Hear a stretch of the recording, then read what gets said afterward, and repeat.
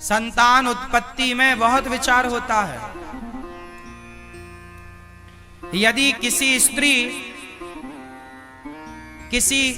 कोई स्त्री यदि दिन में गर्भवती हो गई, बात समझिएगा, शास्त्रोक्त बात बोल रहा हूं, आप कुछ भी समझें।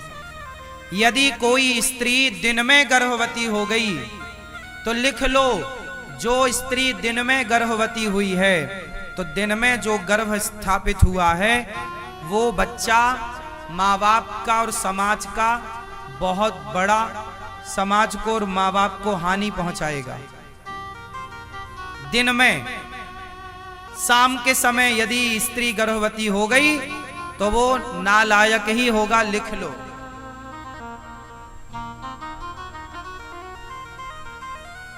हिरण्याक्ष हिरण्यकश्यपु इसका उदाहरण है। महर्षि कश्यप की पत्नी दिन शाम के समय अपने पति से बोलने लग गई कि मुझे काम का वेग है, आप मुझे संतुष्ट कीजिए। महाराज ने, पति ने रोका कि देवी ये संध्या का समय है, अभी गर्भाधान का मुहूर्त नहीं है, अभी गर्भाधान का शुभ समय ये शाम है, भगवान को याद करने का समय, और तुम क्या सोचे बैठी हो। पत्नी ने नहीं माना और पत्नी ने जिद की तो गर्भाधान हुआ। तो उस गर्भाधान से हिरण्याक्ष और हिरण्यकश्यपु जैसे राक्षसों का जन्म हुआ। शास्त्र प्रमाण है। इसलिए हमारे यहाँ ये विचार भी होता है कि गर्भाधान कब होना चाहिए। इसलिए संयमी गृहस्थ में हो, पत्नी के साथ हो तो भी संयमी रहना है।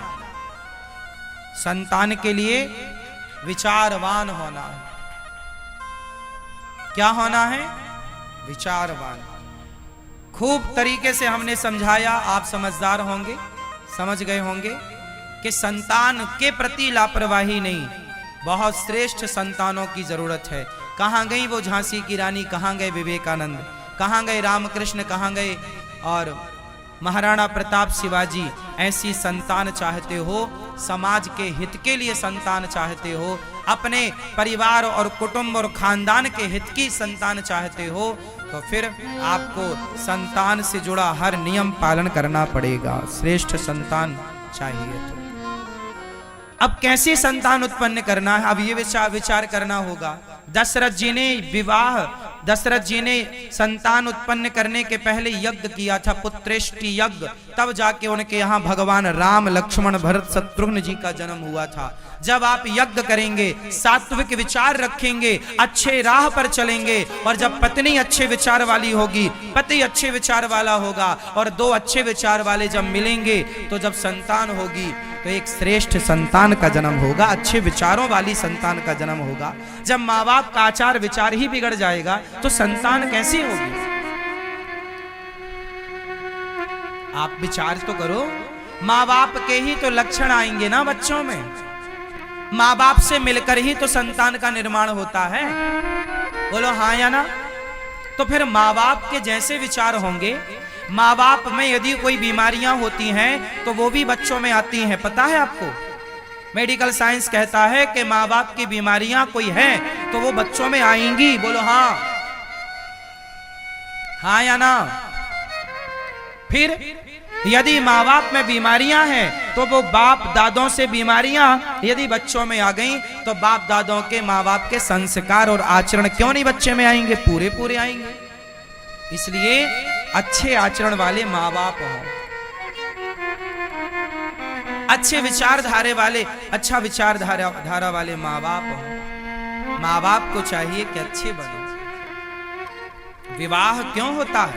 बढ़िया होता है, करो विवाह, यज्ञ करो, अनुष्ठान करो, भगवत चिंतन करो। पति पत्नी शादी होए तो वृंदावन आओ, बिहारी जी का आशीर्वाद लो, कथा सुनो, संतों का आशीर्वाद लेकर अपनी गृहस्थी की शुरुआत करनी चाहिए। लेकिन आजकल के नए जोड़ा जोड़ी, लड़का लड़की सीधा बड़ी बड़ी होटलों में जाके, बड़े बड़े शहरों में, बड़े बड़े देशों में, जो जिसकी हैसियत है वहां जाता है और अपना वहां हनीमून मना रहे हैं।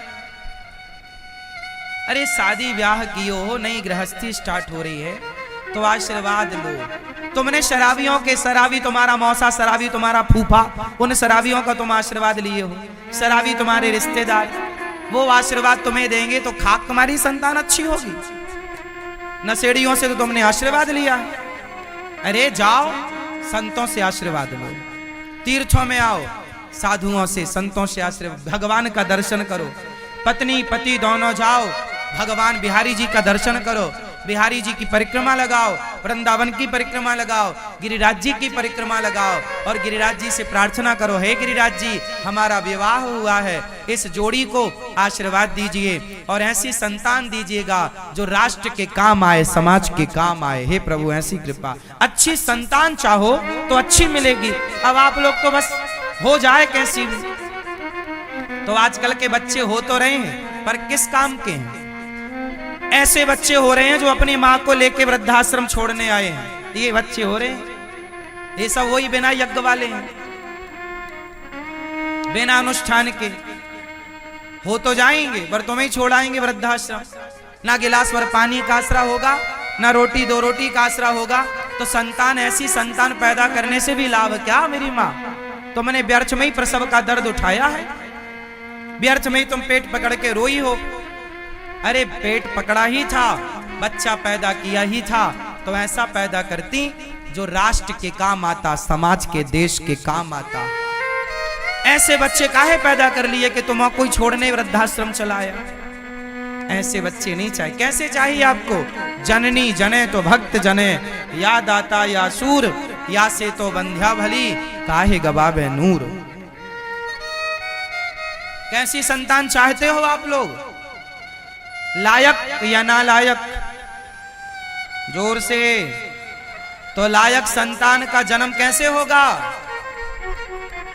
जब माँ बाप लायक होंगे, आपकी शुरुआत अच्छी होगी, अच्छे विचार वाले होंगे।